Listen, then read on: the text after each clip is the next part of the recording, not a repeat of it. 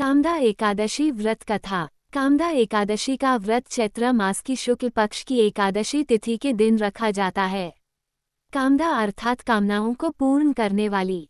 कामदा एकादशी का व्रत करने से और पद्म पुराण में वर्णित इसकी कथा का पाठ करने और सुनने से वाजपेय यज्ञ का फल मिलता है। धर्मराज युधिष्ठिर ने भगवान श्री कृष्ण से पूछा, हे भगवान, कृपा करके बताएं कि चैत्र शुक्ल एकादशी का नाम क्या है और उसकी क्या महिमा है, सो विस्तार से कहिए।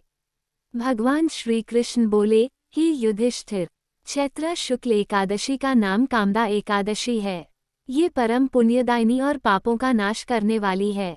इसकी कथा सुनने मात्र से वाजपेय यज्ञ का फल मिलता है। प्राचीन काल में भोगीपुर नामक एक सुंदर नगर था। उस नगर में पुंडरीक नामक एक प्रतापी राजा राज्य करते थे। भोगीपुर नगर धन धान्य और वैभव से परिपूर्ण था। राजा पुंडरीक भोग विलास में डूबे रहते थे और प्रजा का ध्यान नहीं रखते थे। उसी नगर में ललित और ललिता नाम के एक गंधर्व दंपति निवास करते थे।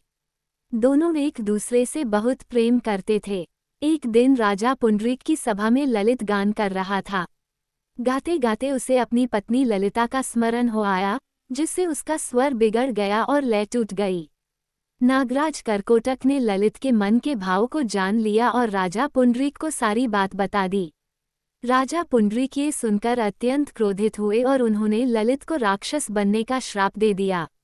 राजा के श्राप से ललित तुरंत ही एक भयंकर राक्षस बन गया। उसका मुख विकराल, नेत्र सूर्य चंद्रमा के समान और शरीर पर्वत के समान विशाल हो गया। अपनी प्रिय पति की ऐसी दशा देखकर ललिता अत्यंत दुखी हुई। वो अपने पति को राक्षस योनि से मुक्त कराने के लिए व्याकुल हो उठी। वो घने जंगलों और पर्वतों में अपने पति को ढूंढती फिरती थी। एक दिन घूमते घूमते वह विंध्याचल पर्वत पर श्रृंगी ऋषि के आश्रम पहुंची। ललिता ने ऋषि को प्रणाम किया और अपनी सारी व्यथा सुनाई।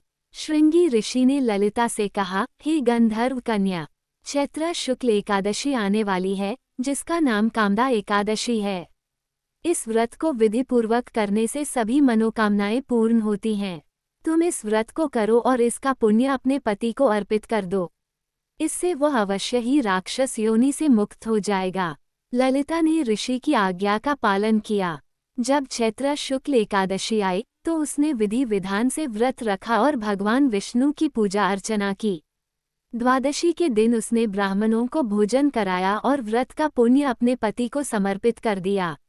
व्रत का पुण्य अर्पित करते ही ललित राक्षस योनि से मुक्त हो गया और अपने पुराने गंधर्व रूप में लौट आया। वह पहले से भी अधिक सुंदर और दिव्य दिखाई देने लगा। इस प्रकार कामदा एकादशी के व्रत के प्रभाव से ललित और ललिता फिर से सुखी जीवन व्यतीत करने लगे और अंत में उन्हें मोक्ष की प्राप्ति हुई। कामदा एकादशी का महत्व। ये कथा कामदा एकादशी के महत्व को दर्शाती है।